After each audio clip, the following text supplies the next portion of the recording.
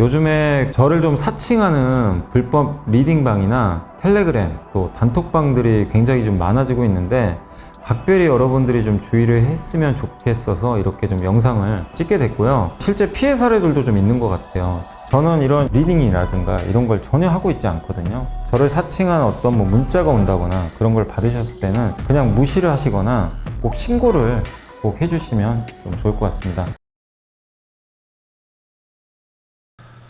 네, 안녕하세요. 염승환이사입니다. 자, 오늘 2024년 6월 7일 시장 함께 읽기 시작하겠습니다. 오늘은 일단 증시가 이틀 연속 급등했고 분위기가 좋을 수밖에 없어요. 이제 말씀드린 대로 미국 금리 환경 좋아졌고 거기다가 지금 2차전지 부활하고 있죠. 2차전지가 당분간 괜찮을 것 같고요. 거기다 뭐 삼성전자도 좀 답답하긴 해도 전자도 어쨌든 이제 최근에 바닥에선 돌아선 모습이고 하이닉스도 가고 전체 분위기가 좋아서 뭐 말씀드린 대로 미국보다 한국이 좀 더 낫지 않을까 이렇게 생각은 좀 하는데 어쨌든 한국 증시가 다시 2,700원 넘어섰기 때문에 긍정적인 흐름 좀 더 이어지길 바라고 대형주 장세 좀 더 예상은 하고 있습니다. 자, 오늘 해드릴 거는 이제 삼성전자 얘기랑 2차 전지 주가 반등의 원인과 향후점. 이건 이제 사실 이제 제가 수요일 날이었죠. 수요일 날 방송에서도 여러 이슈들 설명해 드렸죠. 그래서 그런 이유들 때문에 좀 올라왔는데 이제 향후의 전망까지 있고요. 그다음에 OLED 이쪽 디스플레이 쪽 얘기 좀 일부 들어가 있고 유니드, 카페24, 샘CNS 하반기 음식료가 아니라 여기 우주항공 그다음 썬케어 산업까지 한번 시간이 되는 대로 해보도록 하겠습니다. 근데 그에 앞서서 이슈 한번 좀 또 체크하고 미국 증시도 한번 보고 가야죠. 그래서 이슈가 정말 많아요. 그래서 이게 한두 개가 아니어가지고 어제도 다 정리해 놓은 거거든요. 어제 집에서 이제 내일 함께 배우기 이제 드디어 우주항공 시작을 했습니다. 그래서 내일 오전에 올라갈 텐데 그거 만들고 이슈 다 정리하고 미국 증시 정리하고 아주 그냥 제가 예. 연축일 날을 아주 알뜰히 보내긴 했는데요. 예, 아무튼 한번 정리한 것들 어제부터 다 말씀드리겠습니다. 어제 이제 6월 5일 날 미국 증시는 급등했고요. 미국이 엔비디아 급등하고 반도체가 4% 폭등을 했습니다. 미국의 ISM 서비스업 지표는 잘 나왔지만 이제 물가 지표는 좀 둔화가 됐고 뭐 좀 꺾인다라는 내용이 많아요. 경제 둔화가 체감되고 있다. 뭐 이런. 예. 확실히 미국은 경기가 뚝 꺾이는 건 맞는데 좋은 꺾임이에요. 이게 뭐 이렇게 꺾이는 게 아니기 때문에. 그리고 캐나다가 금리 인하했고 유럽 중앙은행 ECB도 예상대로 금리를 낮춰서 다음 타자는 미국 남았습니다. 그래서 이제 전 세계가 금리 인하 사이클에 드디어 들어가기 시작했어요. 이것도 호재가 되겠죠. 그리고 그래서 지금 이제 미국 연준이 금리를 9월 달에 낮출 확률이 70%를 넘어갔고요. 엔비디아가 아무튼 급등했고 테슬라가 에서 엔비디아 AI 칩 한 4조에서 5조 사겠다 뭐 이런 이슈도 있었죠. 그래서 그날 마이크론이 급등했고 뭐 상당히 좋았습니다. 한마디로 미국 증시는 엔비디아와 그 친구들의 랠리 지속 속에 적당히 경기와 물가가 식어가고 있다. 이렇게 되고 있고 그다음에 이제 오늘 끝났던 미국 증시는 보합권의 혼조세로 마감이 됐고요. 유럽은 금리를 낮췄습니다. 예. 그리고 신규 실업수당 청구 건수 좀 증가했는데 채용 공고가 이제 많이 둔화되고 있어요. 그만큼 이제 일자리가 이제 점점 줄고 있다는 얘기죠. ECB는 첫 금리를 이제 인하를 단행을 했고요. 인플레 목표 달성은 못했지만 인플레 전망이 현저하게 개선됐다고 인하 배경을 설명을 했다고 합니다. 근데 물가 전망은 또 올렸어요. 그렇지만 어쨌든 인플레 목표 달성 못했더라도 과거 이제 인플레 전망 자체는 나쁘지 않고 거기에다 지금 금리가 너무 높거든요. 그래서 이제 낮추겠다는 거죠. 그렇지만 7월 인하는 안 할 거고 6월 인하했고 아마 9월 제가 봤을 땐 9월하고 12월에 한 번 더 인하하지 않을까 이렇게 예상하고 있습니다. 그래서 어쨌든 유럽도 금리 인하 사이클이 시작이 됐습니다. 네, 그럼 결국 미국은 9월에 할 텐데 미국도 쫓아가겠죠. 그러니까 금리 인하 사이클은 시작이 됐고 엔비디아는 좀 빠졌고요. 마이크론도 좀 빠졌습니다. 미국 반도체는 이제 오늘은 좀 빠졌습니다. 네. 룰루레몬이 중국 매출, 그러니까 저번에 독일의 그 화학회사죠. 바스프도 그렇고 룰루레몬도 중국 매출이 좋아진다. 이 얘기를 계속해요. 그러니까 중국 경기가 생각보다 소비가 좋아지고 있다는 얘기죠. 이렇게 보시면 될 것 같습니다. 그리고 미국에서 잘 달리던 에너지주, 전력 생산 업체들한테 부정적이다. 뭐 이런 보도가 있었는데, 그래서 확실히 좀 오늘 우리나라도 이쪽이 좀 빠졌죠. 그래서 전력기기 회사들은 좀 쉬어간다. 이렇게 보시면 되겠고, 미국 경기가 식어갑니다. 좋은 거예요. 증시에는 식어가는 게 좋은 건데 이제 완전히 차가워지면 이거 문제가 되는 거죠. 그래서 구인 건수, ISM 제조업 다 안 좋은데 실질 개인 소득, 소비도 다 줄어버렸습니다. 그러니까 뜨거웠던 미국 경기가 이제 끝나가는구나. 이렇게 보시면 되겠고, 미국 소비자가 실제 지출 둔화라고 이코노미스트에서 나왔던 기사 내용인데 연체율 증가하고 소비 지출 증가율이 둔화되고, 근데도 경기가 망가진 게 아니에요. 단단해요. 미국 은퇴자들 돈 얼마나 많습니까? 13억을 가지고 은퇴를 해요. 예. 그래서 여전히 소비 여력은 있고, 다만 소비를 예전처럼 막 하진 않는 거죠. 이제 조금씩 둔화되는 거죠. 네. 그래서 물가는 안정화된다. 이렇게 귀결되는 거. 또 한 가지 호재가 오펙의 입지가 좁아지고 있어요. 오펙 플러스 is running out of road. 그러니까 갈 길이 좁아지고 있다고 파이낸셜 타임즈가 얘기를 했다고 합니다. 그러니까 기존의 감사는 모두 연장됐지만 8개 회원국의 하루 220만 배럴의 자발적 감사는 시장 상황에 따라서 24년 10월부터 점진적으로 되돌릴 예정이라고 합니다. 그러니까 우리 오펙 분석했죠. 이거 보고 당분간 유가 못 올라가겠구나 이렇게 전망을 했고 10월부터 증산 들어가요, 한마디로. 그런데 이게 문제가 아니라 이제 오펙 플러스 자체도 감산을 줄이는 것뿐만이 아니라 미국이 지금 계속 공급을 늘렸죠. 미국의 셰일 오일, 셰일 가스, 비오펙 국가들의 공급이 늘어나요. 근데 우리 지금 동해안에 오늘 뭐 기자회견 한 것 같더라고요. 예. 근데 어쨌든 20% 확률로 동해 가스정 개발이 뭐 될 수 있다 이렇게 했는데 20%면 확률이 굉장히 높은 거라고 하더라고요. 근데 어쨌든 그 이번 동해 가스전의 전 사례로 언급되는 게 가이아나. 여기가 갑자기 유전 개발해가지고 나라가 지금 부자가 되고 있죠. 근데 여기가 확률이 16%였는데 엑스모빌이 요거 개발해버린 거죠. 근데 가이아나에서 이게 원유가 계속 나와요.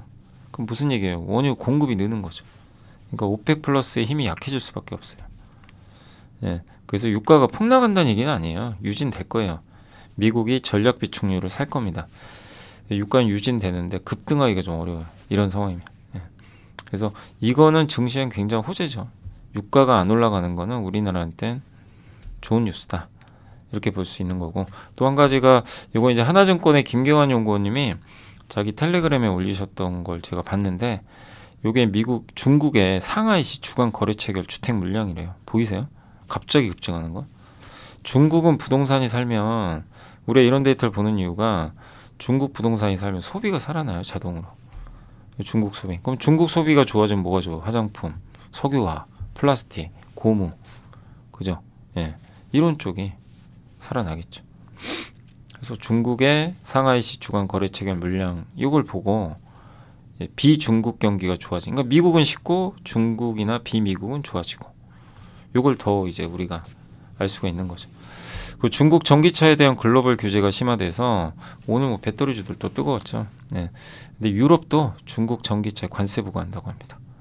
다음 달 7월 4일 날 가능성이 좀 있대요. 예, 요 언론 보도가 좀 있었고 독일 등의 일부 국가는 반대하지만 근데 관세 부과해도 중국은 뭐 이익을 낼 거래요. 워낙 싸게 만드니까. 그래서 한 40-50% 인상을 해야 된대요. 관세를. 이 정도 매겨야 되는데 뭐 그건 모르겠습니다. 어쨌든 현대차, 한국의 배터리 기업들은 좋다. 그리고 또 한 가지 호재가 나온 게 오늘 그 미래에셋증권의 김청주 연구원님 뿐만이 아니라 많은 이제 분들이 텔레그램에 올려주신 건데 중국의 CATL 주가가 급락을 한 거예요. 근데 이유를 알아봤더니 미국 공화당 의원들이 지금 CATL과 고션을 블랙리스트에 올려야 된다. 이 블랙리스트에 올려가면 완전 제재 대상이 되거든요. 예, 그걸 서한을 보냈대요. 이유를 알아봤더니 야 너네 그 신장 위구르 쪽에서 강제 노역과 연관된 거 아니냐. 거기서 만든 거 아니야? 이제 이런 의혹을 제기했대요. 물론 알 수는 없어요. 근데 CATL은 당연히 반발했죠. 왜냐하면 지금 CATL은 LFP 배터리를 테슬라에 공급하고 있어요, 실제. 거기다 포드랑 같이 지금 사업을 하려고 미국의 포드, 예. 그리고 고션도, 예. 그럼 만약에 블랙리스트에 등재가 되면 못해요. 그냥 아예 영원히 못하게 되는 거죠. 예.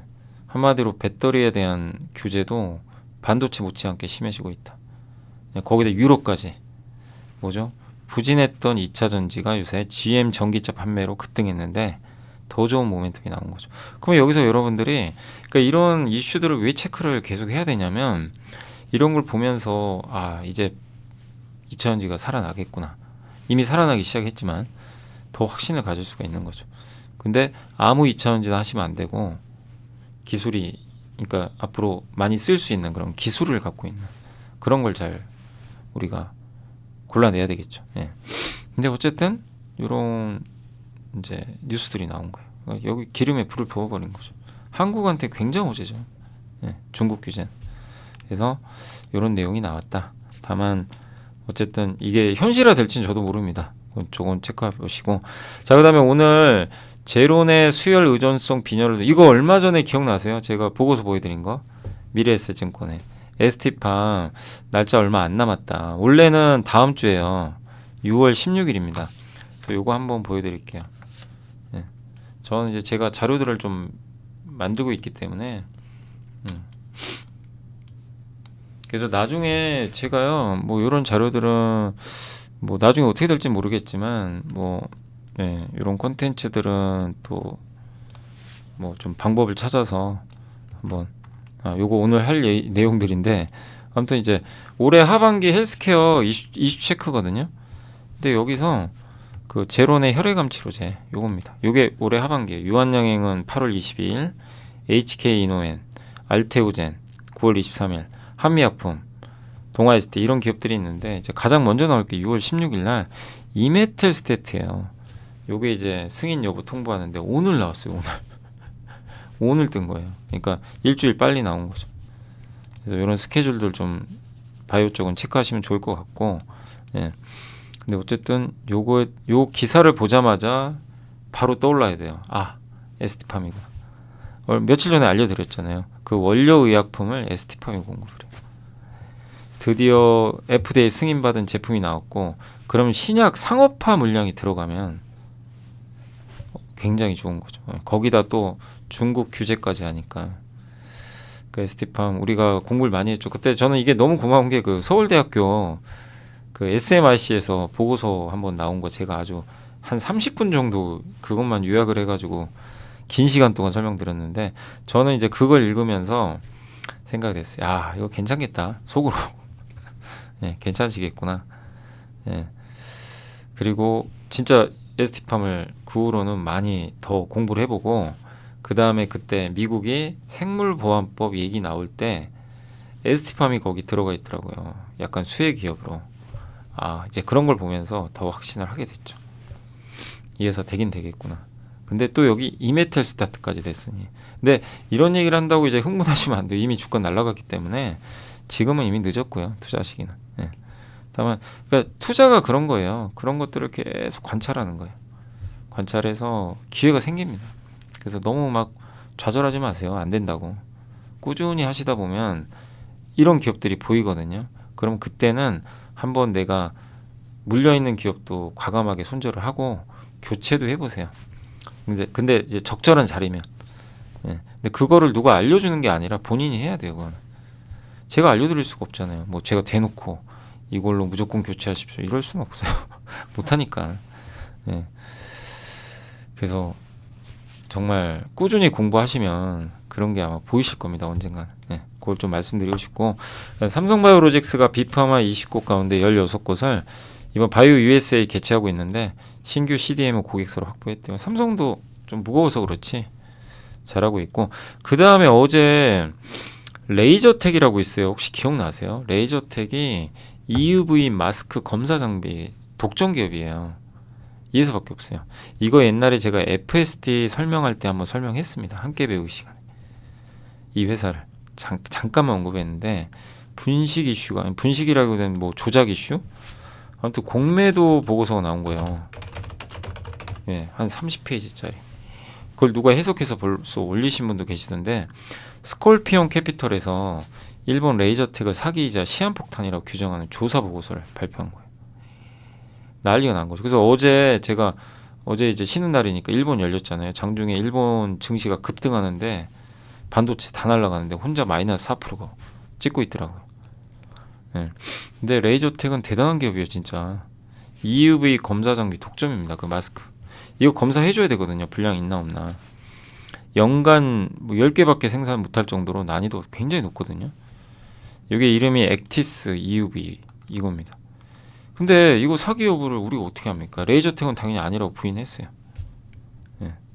그래서 저는 투자 관점에서 보면 이걸 본 순간 레이저텍 딱 본 순간 이솔이라는 회사가 갑자기 생각이 나더라고요.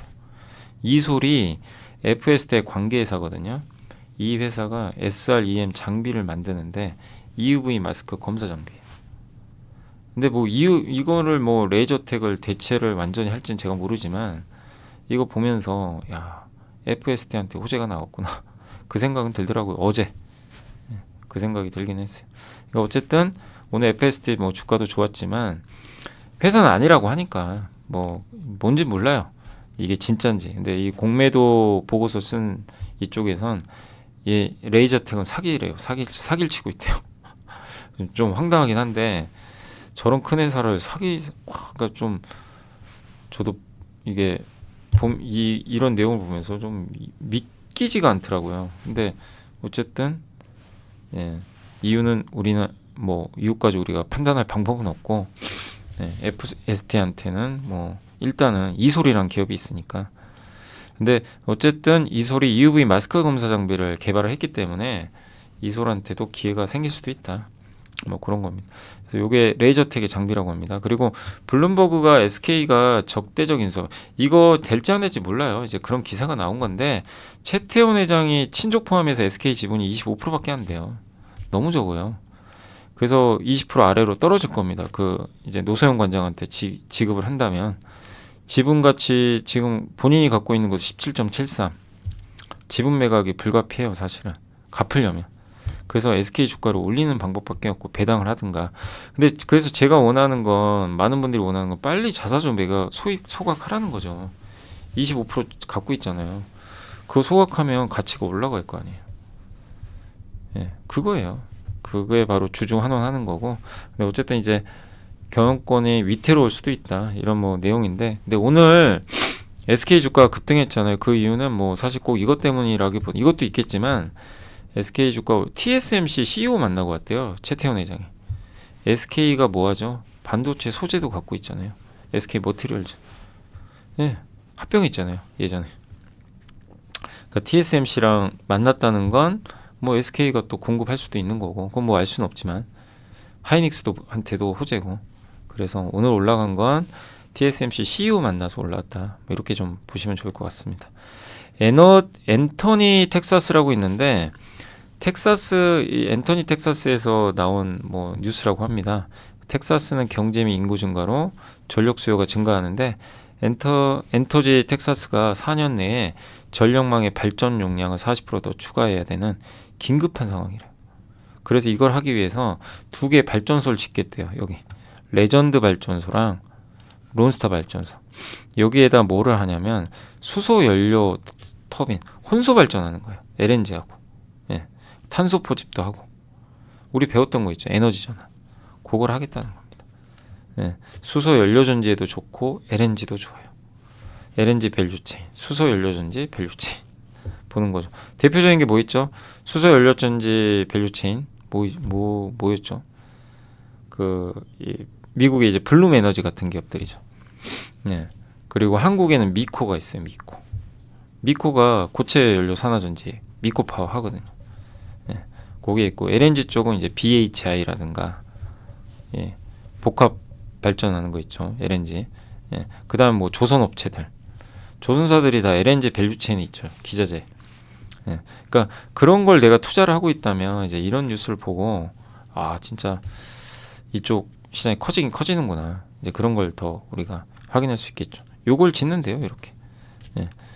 그래서 피터지 텍사스라고 합니다. 이게 이 회사가 뭐 하는 회사냐면 아칸소, 루이지애나, 미시시피, 텍사스 여기서 300만 명의 고객에게 전력을 공급하는 회사예요.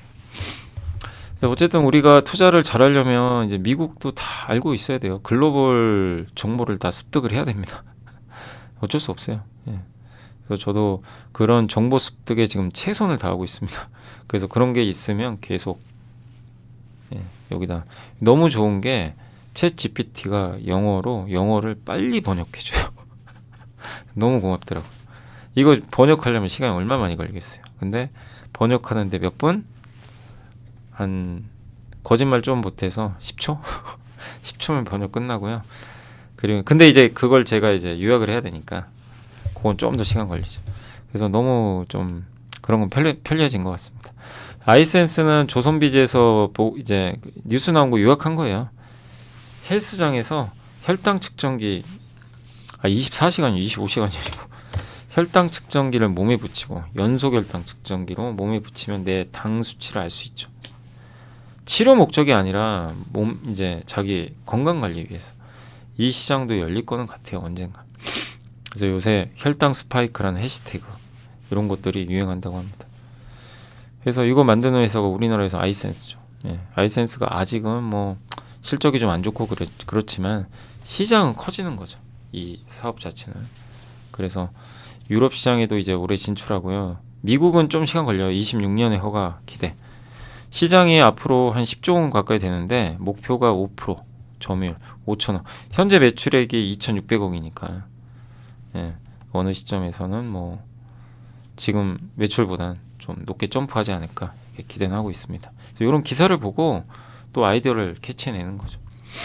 자, 그리고 모건 스탠리가 하이닉스 이익 추정치를 올렸다고 하더라고요. 예, 그래서 오늘 그 24년도 영업이익을요 24조에서 30조. 우리나라가 19.8조인데 놀랍죠. 어마어마하고요. 그러면 이렇게 되면요 우리나라 애널리스트 분들 올릴 확률도 있어요. 뒤따라서 내년은 더 장난이 아닙니다. 46조. 아니 삼성전자가 옛날에 50조 벌었거든요. 이게 지금 상상이 가세요? 만약에 46조면 지금 주가가 지금 시가총액 200조가 안 되는데 이게 진짜일까요? 저는 와. 그래서 하이닉스는 그때도 말씀드렸지만 여기서 신규 투자는 쉽지 않지만 파는 건 아니다. 그렇게 좀 말씀을 드렸는데 네, 저렇게 되길 바라고요. 예. 됐으면 좋겠고 어쨌든 국내 애널리스트의 추정치는 26.9조. 그러니까 지금 만약에 저게 맞으면 지금 주가도 싼 거죠.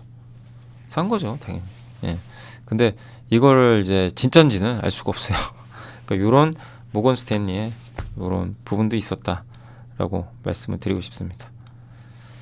자, 그리고 이제 오늘 이슈가 너무 많아서 이제 좀 소개해드렸고, 근데 아무튼 이제 제가 계속 말씀드리겠지만 보고서만 하진 않을 거예요. 예전에 이제 주로 보고서 위주로 했는데 이슈 너무 중요한 것들이 많아서 예, 보고서는 정말 중요한 것들만 몇 개 추려서 핵심적인 것들만 계속 전달해드리고 저런 데서 아이디어를 계속 말씀을 드리도록 하겠습니다.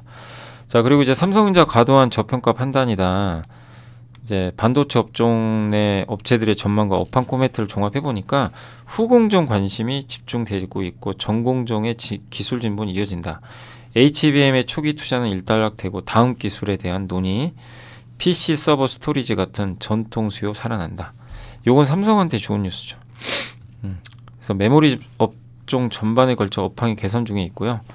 하이 NA EUV라고 있는데 이게 EUV 장비에 좀 업그레이드된 버전이에요. ASML이. 예. 요거 이제 만들어서 TSMC 공급한대요. 예. 그리고 400단 낸드부터는 극좋은 시각 장비가 본격적으로 적용이 됩니다. 극좋은 시각 장비 뭐죠? 그 도쿄 일렉트론. 예. 그래서 요 두 개가 관통하는 키워드 어느 회사예요? 요 두 개. 뭐예요? FST잖아요. EUV 펠리클. 극좋은 시각 장비에 들어가는 칠러. 그죠? 예. 그다음 BSPDN 후면 배선.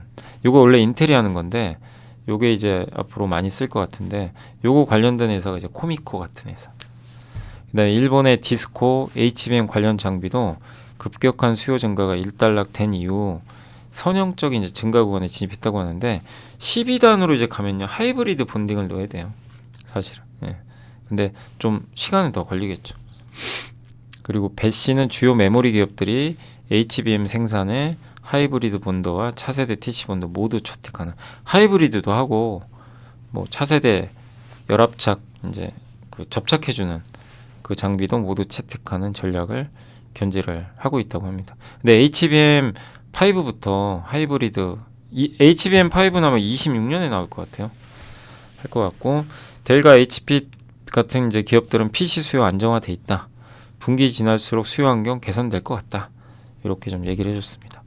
대만 반도체 체인의 4월 매출액 동향은 AI 서버 수요의 강세와 전통 서버 수요의 회복세 지속, 낸드 감산 지속에 따른 공급 축소죠, 축소. 그 다음에 AI 서버용 스토리지 수요가 기업형 SSD 업황 반등을 견인한다. 결론은 뭐냐면요. AI는 너무 수요가 좋아요. 그쪽에 집중해서 투자가 들어가는데 전통 산업은 수요가 안 좋으니까 감산을 했죠. 근데 이 감산을 한 효과가 발생하기 시작하는 거예요. 가격이 올라요. 감산했다. 근데 거기다가 이제 이쪽에 수요까지 증가하기 시작해요. 가격은 더 오르겠죠. 그렇다고 공급을 크게 늘리지도 않아요. 그러니까 삼성전자도 좋을 수 있는 거죠. 그래서 하이닉스도 좋은 상황에서 전통 반도체까지도 돌아선다. 이런 내용으로 보시면 되겠고 2차전지 주가 반등의 원인과 전망 GM 전기차 판매 증가 그죠? LG엔솔, LG와 가이던스가 GM 전기차 판매에 들어가 있는데 요게 이번에 8,388대 1, 4월 월 평균 판매량이 5,500대 50% 증가한 거예요. 좋은 거죠. 근데 GM의 올해 목표는요 20만 대, 20에 30만 대. 얼마 팔려야 되냐면 월 평균 2.4만 대. 아직은 더 팔려야 돼요. 그러니까 더 많이 팔려야 됩니다. 6월, 12월까지 뭐 3만 대 팔리면 좋고요. 그러니까 GM의 전기차 판매가 얼마나 될지도 하반기에 배터리 기업들한테 중요합니다. 근데 어쨌든 부담스러운 목표는 맞지만 단기 랠리를 이용하자. 그래도 추세적 반등까지는 좀 시간 걸릴 것 같다. 이런 내용이지만 어쨌든 단기적으로는 괜찮을 것 같다. 이런 내용이고 그러나 김현수 연구원님은 아직은 여전히 좀 그 바이앤홀딩보단 트레이딩 좀 더 확인 필요하다.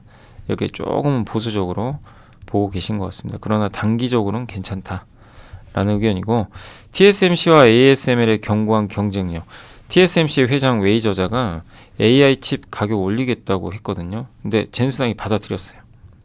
그래서 TSMC 주가 올라가 버렸죠. 그리고 TSMC가 대만 외로 옮기는 건 어렵대요. 생산 시설의 거의 90%가 대만에 있기 때문에 지정학적 리스크예요. 이거는 뭐 어쩔 수 없는 거죠. 대만 입장에선. 근데 그렇다고 해서 옮길 수는 없다. 이런 내용이고 그래서 이런 것 때문에 미국 기업이나 여기서 삼성이 잘해주길 원하는 거예요. 삼성 파운드리가 TSMC만큼만 해주면 삼성이 안 줄 이유가 없어요. 그 삼성이 빨리 좀 더 능력치를 올리면 좋겠죠. 왜 이런 것 때문에 삼성한테도 유리하거든요. 왜냐하면 너무 대만에 집중돼 있으면 지정학적 리스크 때문에 이거 분산하길 원하는 거죠. 그리고 ASML에 아까 여기 하이 NA EUV 납품을 언급을 했다고 합니다. TSMC가 원래 저거 도입을 좀 미뤘거든요. 비싸니까. 근데 저거를 이제 도입을 하려는 것 같아요. 저걸 써서 이제 더 높은 수익을 내겠다는 거죠. 그리고 글로벌 주요 장비 업체들이 중국 매출에 대한 우려는 여전히 존재한다. 이렇게 나와 있지만 각국의 보조금 확정됐고 메모리 업체들의 향후 투자 계획이 발표가 됐기 때문에 하반기부터 장비 업체들 수주 잔고와 실적 개선은 시작될 것 같다. 이런 내용으로 봐주시면 되겠고 현대차증권의 김종배 연구원님은 이제 아이폰 판매가 부진했지만 오히려 그렇기에 아이폰 16이 더 좋다. 구작을 안 산다는 얘기예요. 사람들이 옛날 제품 다 안 살래. 그건 뭐죠? 아이폰 16을 기다리는 거예요. 근데 구작을 너무 많이 사버리면 신작 나올 때 안 살 수도 있는 거죠. 그래서 패널 업체들 호실적 하반기에 기대하자. 5월달에 OLED 패널이 이제 나왔죠. 그래서 지금 1, 4월 출하 기준으로는 전체 연간의 15에서 20% 정도 달성을 했고 시간이 갈수록 더 많이 늘어나겠죠. 그래서 앞으로 5, 6월부터 패널 출하는 더 늘어날 것 같다. 그 다음에 IT OLED 8.6세대 요게 노트북용이에요.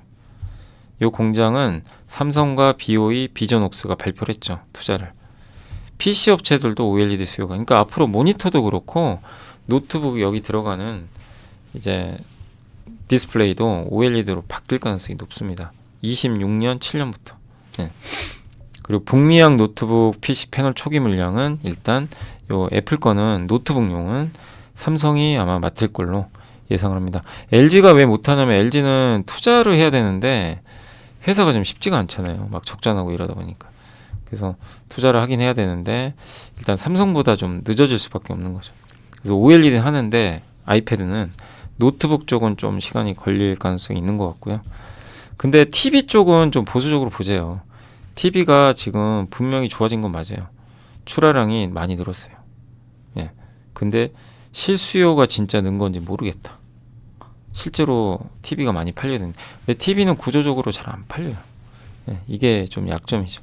그래서 하반기에 보자. 하반기 계절적 성수기에 TV가 실제로 잘 팔리면 TV 쪽 TV 관련된 회사가 어디예요? 이녹스 첨단 소재 여기입니다. 그래서 TV가 많이 팔리면 그 회사가 많이 갈 거예요. 근데 그건 기억은 해놓으시되 아직은 모르는 거죠. 그러니까 그건 한번 또 확인해 보시고요. 유니드는 목표 주가 13만 5천 원 상향했는데 CCS 프로젝트 가성 칼륨이 여기 들어가요. 탄소 배출 줄일 때 탄소 포집할 때 이걸로 계산했더니 현재 수요 대비해서 가성 칼륨이 3.5%가 더 들어간다고 하는데 근데 계산을 한 거는 좀 그 실제 프로젝트 운영에선 수요가 더 클 것 같다 이렇게 했는데 어떤 식으로 계산했는지는 제가 잘 모르겠습니다. 그것까지는. 예. 그리고 가성 칼륨은 아무나 못 만들어요. 가성 칼륨을 만들 때 염소가 나오거든요. 이게 좀 약간 유해 물질이다 보니까 염소를 처리를 해줘야 돼요. 그래서 저거 진입 장벽이 되게 높거든요. 근데 유니드는 염소를 이제 부산물이 염소를 가지고 화학 제품으로 바꿀 수 있는 설비를 만들었어요. 이거 많이 설명해드렸죠. 작년부터 유니드 계속 언급을 해드렸죠. 이 보고서도 보여드리고 그 다음에 올 제가 2월달에 이거 기억나세요? 2월에 제가 저기 한번 유럽 갔을 때 그때 방송 한번 올려드린 거 요 자료죠. 그때 유니드 한번 따로 한번 기억나실 거예요 아마. 제가 탄소 포집과 관련돼서 유니드를 한번 분석을 해드렸죠. 거기 나온 거 일부 갖고 온 거예요. 기억나실지 모르겠네요. 유니드가 LDAEC 수혜주다. 워런 버핏이 이 회사 투자했거든요. 옥시덴탈, 페트롤리움이 자회사 1.5. 이 회사가 뭐 하는 회사냐면 공기 중에 이산화탄소를 포집하는 거예요. 공기 중에. 여기 에어 컨덕터가 공기에서 잡아요. 그래서 여기에 가성칼륨 섞어가지고 탄소를 뺍니다. 공기 중에 있는 탄소를 그냥 포집하는 거예요. 요 회사에 투자했잖아요. 버핏이.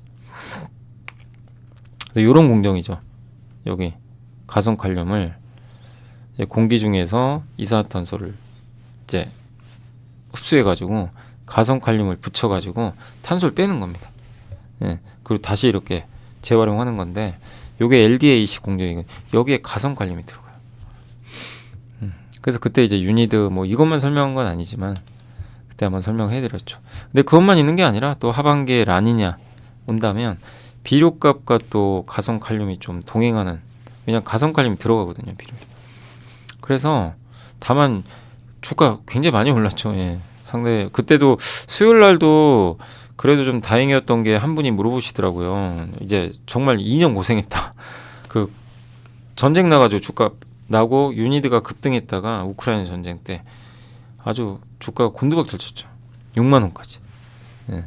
그랬다가 이제 나 회복됐다 이렇게 했는데 계속 가져가야 되냐 이렇게 물어보셨는데 좀 개인적으로 가져가는 게 맞다고 보고요. 다만 이제 신규 매수는 좀 어렵죠. 많이 올랐어. 지금 11만 원까지 왔잖아요. 지금 이제 신규 투자는 좀 어렵겠지만 괜찮잖아요. 그래서 굳이 정리하고 그럴 이유는 없는 것 같습니다. 그리고 카페24는 와, 오늘도 주가 급등했던 것 같은데 신한투자의 김아람 연구원님이 일단 이렇게 적어주셨어요. 1분기 실적 발표하고 주가가 46% 올랐는데 주가가 지금 낮아진 주가에다 비용 절감 AI를 써가지고 인건비를 줄여버렸어요. 그래서 실적이 실제 잘 나왔죠. 그걸로 인한 주가 상승은 이미 다 반영됐대요. 그럼 더 가려면 유튜브에서 보여줘야죠. 근데 제가 이 카페24 많이 분석해드렸죠. 괜찮은데 유일하게 좀 아쉬운 게 유튜브 도대체 매출 얼마 나오는지를 알 수가 없는 거예요. 회사도 안 알려주고. 이게 명확하면 좋은데, 그러니까 추정할 수밖에 없어요. 근데 우리가 이제 생각하기로는 유튜브 쇼핑이 지금 우리나라 사람들이 유튜브 제일 많이 보잖아요. 너무 많이 보고 이거죠. 잠깐만요. 요거 한국은 유튜브 천하다. 유튜브 쇼핑. 여기 YZ앱에서 나왔던 자료인데 앱 사용 시간이에요. 유튜브 33.6, 기타 33.1, 나머지 비교가 안 돼요. 한국인이 가장 오래 사용하는 앱, 네. 유튜브. 이제 이거 기업을 뺐어야 되는데 죄송합니다. 여기다. 예. 근데 어쨌든 그 유튜브가 1021억. 그러니까 우리나라 사람들이 4월에 유튜브 봤던 시간이 다 합치면 1021억 분. 연으로 따지면 10만 년이 넘어요. 어마어마한 거죠. 예. 저는 그래서 이런 것들을 보고요. 제가 이제 강의를 많이 하니까 밸류 체인을 제가 이제 여기다 적거든요.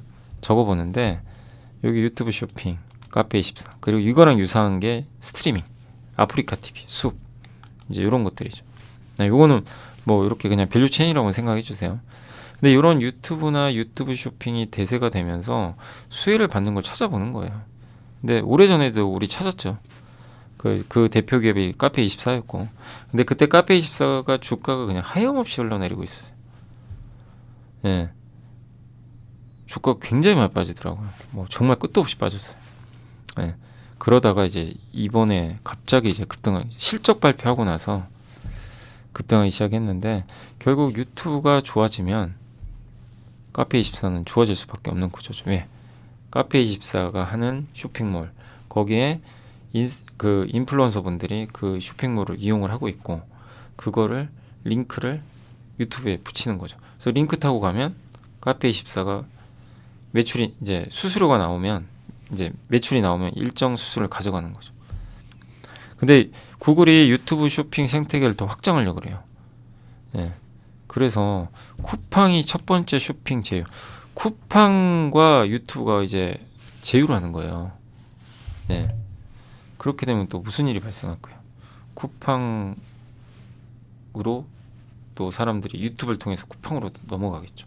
예. 그런 것들. 그런 기능도 여기다 넣는다고 합니다. 예. 그래서 여기다 쿠팡 파트너스 활동이 더보기 고정 댓글을 여기서 원래 옛날에는 이렇게 또 쿠팡 같은 경우 만약에 하려면 이 텍스트로 했대요. 텍스트가 아니라 이제 그 태그로 확장을 또 하는 기능도 넣었다고 합니다. 또 세계 최초로 유튜브 쇼핑 전용 스토어 기능도 오픈을 했고요. 여러 가지 좀 하고 있는 거죠.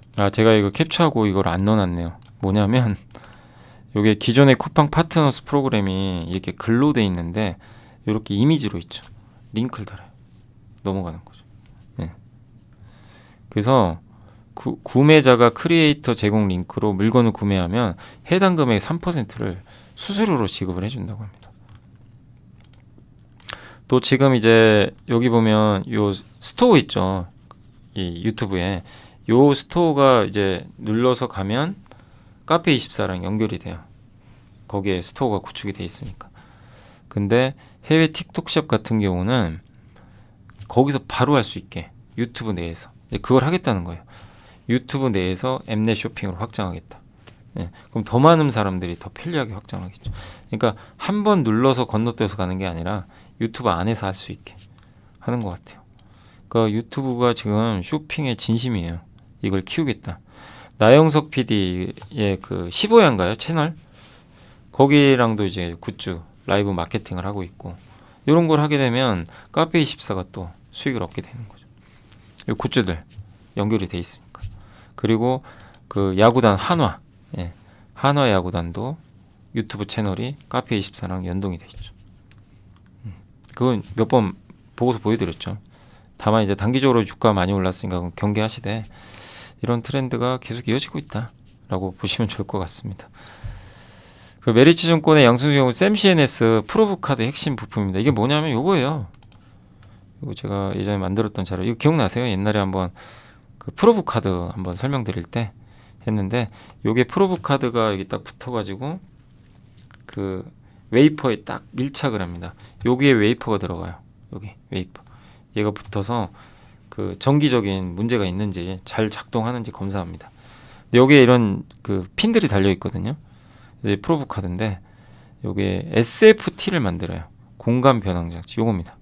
네. 스페이스 트랜스포머. 요거. 테스트 신호를 웨이퍼에 전달할 때 요 프로브 핀 있죠. 얘가 부러지면 안 되거든요. 얘를 지지시켜줘요. 이렇게. 지지대 역할을 합니다. 네. 단단한 보호막 역할. 저거를 이제 만든 업체죠. 네. 여기 보이진 않지만 요 프로브 핀이 반도체 웨이퍼에 딱 닿아가지고 테스트를 하거든요. 근데 그걸 지탱해주는 여기 빨간색. 저게 바로 스페이스 트랜스포머.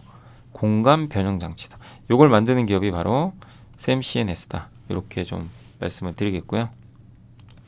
그래서 여기 이제 그런 내용들도 나와 있어요. EDS 테스트가 이제 그런 테스트고, 근데 세라믹 STF는 이제 반도체 회사에 주는 게 아니라 프로브 카드 업체에 공급을 하고요. 이제 신호를 웨이퍼에 전달함과 동시에 핀의 지지체 역할을 수행한다. 이렇게 보시면 되겠습니다. 보통 실적은 낸드 업황과 연동이 되는데 D램에 요구되는 핀수가 낸드 대비 많아서 지금 이제 국내 일본 프로브 카드 업체들 모두 낸드 위주로 포트폴리오가 좀 구성이 돼 있대요.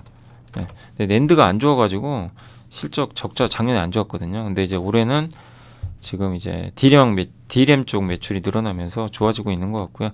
특히 올해 1분기에 D램 매출에서 의미 있는 게 뭐냐면 재미람 회사를 통해서 마이크론에 HBM3용 프로브 카드 세라믹 STF 드디어 HBM으로 들어간 거예요. 이거 의미가 굉장히 크죠. 비메모리 프로브 카드 전문 업체인 테크노 프로브가 D램 쪽도 하고 싶어서 쌤 CNS의 세라믹 STF를 또 채택을 했다고 합니다. 한마디로 HBM에 들어가고 비메모리 하던 회사가 쌤 CNS랑 손잡고 D램 하겠다. D램 프로브 카드 이렇게 되는 거죠. 그래서 새로운 모멘텀들이 생긴 거죠. D램 쪽, 주로 낸드 쪽에서. 그래서 D램 매출 100억 내외로 성장할 걸로 보고 있고요.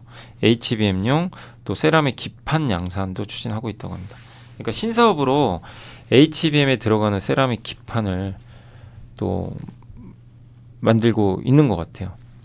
세라믹은 원래 많이 쓰이던 소재죠. 방열 특성이 중요한 어플리케이션에 활용을 하고 있다고 하는데 HBM용 PCB 기판은 고온에서 휘어지거든요. 두께가 넓다는 단점이 있는데 이 세라믹은 두께를 줄일 수 있고 대면적 구현이 가능하다고 합니다.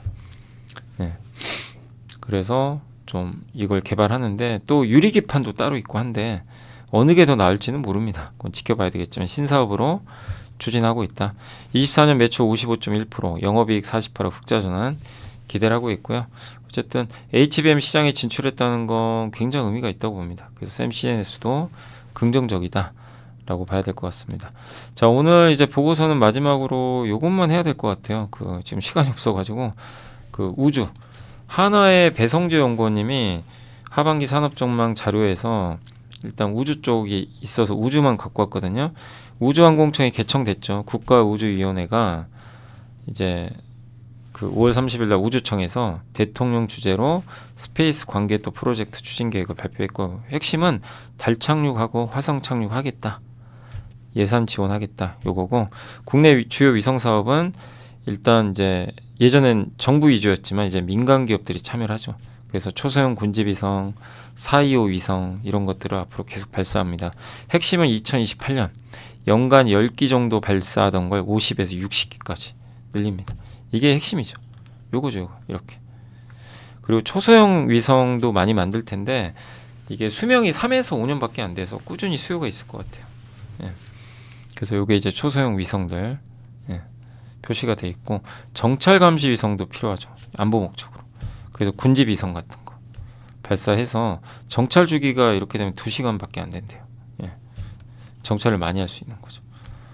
그리고 그 국방부 산하기관에서 공개가 안 되는 그런 위성 제작도 수요가 있을 것 같다. 이런 내용입니다. 그리고 관측 이성은 이제 보는 건데 요게 이제 관측 이성의 분석 정확도 향상을 위해선 해상도가 중요한데 해상도가 지금 상용화된 거 중에선 0.3m가 최고인데 이거 하는 회사가 세트라가이죠. 위성. 내년에 요거 그 스페이스X에 그 뭐죠? 아 이름이 갑자기 기억 안 나요. 스페이스X의 그 발사체 있죠. 거기 태워서 발사돼요. 내년 아마 상반기에 스페이스I 이게 해상도 0.3을 구현했습니다. 이게 0.3이고요. 요게 1m예요. 흐리죠. 왼쪽은 선명하죠. 요 해상도를 탑재한 제품이에요. 위성 수연은 실제 수주로도 이어지고 있고요. 세트라가의 AP성이 수주가 이렇게 증가하고 있습니다. 그 글로벌 위성통신 사업자들이 우리에게 미칠 영향은 하반기에 스페이스X가 IPO 할 수도 있다는 얘기도 있고요. 뭐 지켜봐야죠. 스페이스X는 기업 가치가 우리나라 돈으로 200조가 넘을 것 같고요. 결국 상장할 가능성이 있습니다. 원앱은 하반기에 글로벌 서비스 상용화하고 인텔리언 테크의 평판형 안테나 추가 수가 있었고요. 그래서 인텔리언 테크한테도 좀 긍정적인 이벤트고 우주항공 우리나라에서도 신규 상장한 기업들이 이제 앞으로 나오는데 이노스페이스가 발사체 만든 소형 이게 시총 3천억 이상 정도 예상하는데 지금 예비 심사 승인은 받았거든요. 그래서 이제 곧 수요 예측이 있을 것 같습니다. 루미르, 나라스페이스, 페리지 에어스페이스도 이제 상장을 이제 예고를 하고 있고요. 예. 그래서 이 발사체 회사들이 상장이 되면 발사체, 위성, 지상체, 데이터까지 우리나라는 밸류체인이 완성된다. 그러니까 발사체만 전용으로 하는 회사가 상장된 건 없거든요. 그래서 이제 상장이 되게 되면 수직 이제 밸류체인이 완성이 되는 거죠. 이게 소형 발사체라고 합니다. 대형은 이제 스페이스X 같은 기업들이 하는 거지만 소형 발사체는 굉장히 작죠. 궤도 접근성도 좋고 대기 시간도 짧고. 근데 사실은 스페이스X를 이기기 어려운 게 스페이스X는요 재사용을 해요. 이게 엄청난 거죠. 자, 그래서 우주에 대해서 한번 말씀드렸고 그리고 내일 오전 10시에 드디어 우주항공 함께 배우기 시작하니까 또 많이 봐주시면 감사할 것 같습니다. 자, 그리고 공시 보고 이제 마무리 곧 할게요. 자, 내부자 매수는 6월 5일 날 KTNG, 삼성 SDI, 제노레이, 또 M2i 요런 기업들이 이렇게 M2i 같은 경우는 이게 스마트 팩토리 관련된 기업이죠. 근데 이제 여기 대표이사랑 좀 매수가 들어왔고 제노레이는 의료기기 여기도 대표이사가 6천만 원 정도 매수가 들어왔습니다. 그리고 6월 5일날 공시 중에서 하나기술이 2차전지 고속 스태킹 장비를 프랑스에 아마 이름이 기억 안 나는데 그 프랑스에 배터리사 하나 있거든요. 거기에 아마 공급을 하는 것 같습니다. 자, 그렇게 해서 공시까지 말씀을 드렸고요. 자, 이제 마지막으로 시장 정리하겠습니다. 오늘 증시 다 급등했습니다. 코스피, 코스닥, 특히 코스닥이 2차전지가 급등하면서 좋은 분위기가 연출이 됐고요. 오늘 외국인 기관 다 섰습니다. 네, 아주 좋았고 섹터로는 오늘 그 제대열 관련주가 좀 일부 올랐고요. 예, 저 아마 강스템이 올라서 그런 것 같고 야놀자 관련주는 여기 창투사 오늘 낸드주가 원익 QNC가 수출도 되게 좋았고요. 어쨌든 오늘 급등했고 PSK 그룹주, 하이닉스 7%, K시테, 원익 머티리얼즈 다 일제히 급등하는 양상이 일단 나왔습니다. 자, 그리고 오늘 해운주도 좀 괜찮았고요. 네, 대한해운이 좋았네요.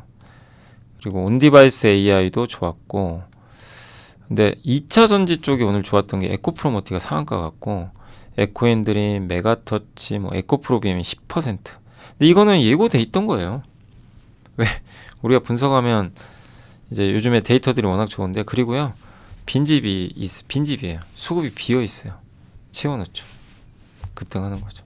연속성은 제가 모르겠습니다. 어쨌든 배터리가 오랜만에 주도주 역할을 제대로 했다라고 봐야 될 것 같습니다. 그래서 오늘 배터리주들 다 급등했고요. 면역항암제 쪽도 오늘 일부 기업들 좋았고 IT 대표주는 하이닉스가 좋았고 삼성은 정말 속 터지죠. 이런 거 보고 있으면 너무 안 가니까. 근데 조금만 기다려 보시고요.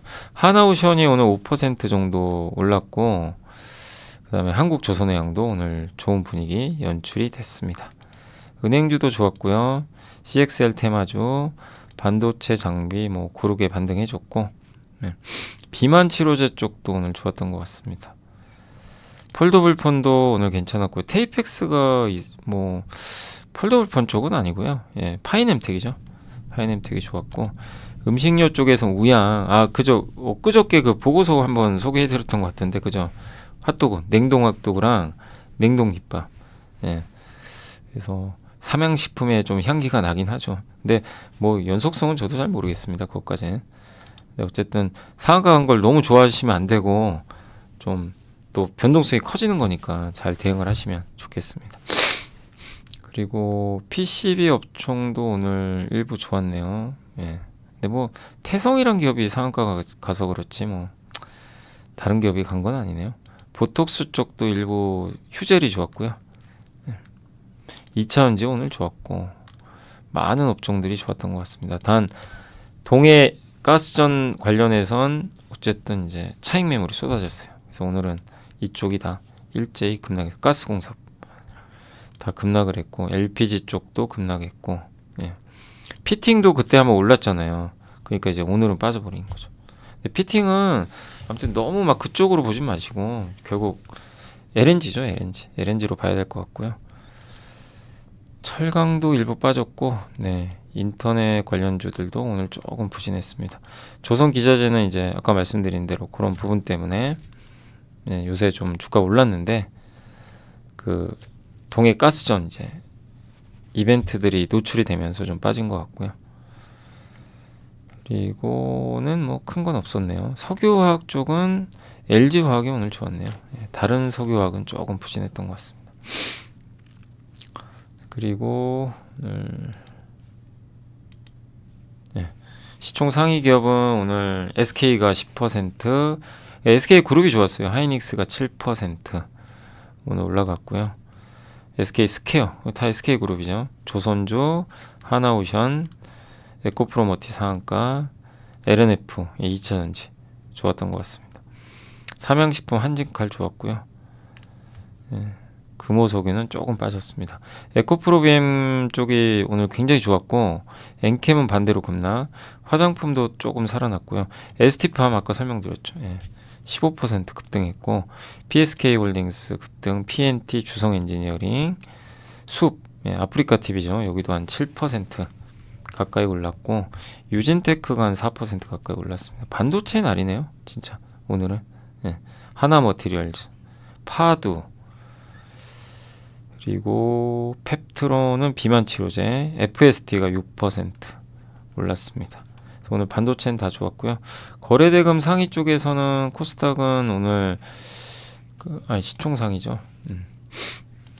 코스닥 같은 경우 알테오젠이 13%, 알테오젠이 뭐 연일 급등하고 있습니다. 우리 이번에 아스코 결과가 굉장히 좋았기 때문에 피아 주사 있잖아요. 그거 한번 알려드렸죠. 거기서 좋은 모멘텀들이 나오고 있고, 그리고 광무, 코닉 오토메이션, 강스텐바이오 이런 기업들이 올랐던 것 같습니다. 앞도 오늘 바이오도 좋았어요. ENF 테크놀로지도 12% 반도체. 반면 가온칩스 오늘 좀 빠졌고요. 토마토 시스템이 13% 정도 올랐던 것 같습니다. 마지막으로 코스피만 좀 보고 마무리하겠습니다. 오늘 거래대금은 하이닉스가 제일 많았고, 에코프로머티, 한국석유 같은 이제 한마디로 오늘 급락한 쪽은 코스피 쪽은 동해 가스전이 좀 많이 빠졌어요. SK그룹이 많이 올랐고요. 그다음에 백광산업이 한 12%, 모나리자, 만도는 좀 급락했습니다. 그리고 솔루스 첨단 소재가 올랐고 2차전지가 좋았고요.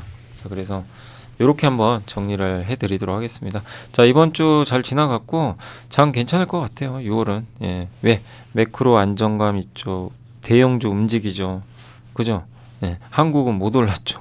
가격도 저평가돼 있죠. 그래서 시장 괜찮을 것 같습니다. 그래서 긍정적으로 보시고 소외된 것들에서 계속 이슈 찾으시면서 산업 공부 열심히 하시고 그러면 보일 거예요. 그래서 저랑 같이 공부하면서 기회를 많이 찾아 나가시면 좋을 것 같습니다. 자, 오늘 방송 여기서 마무리하고요. 저는 또 다음 주에 찾아뵙겠습니다. 감사합니다.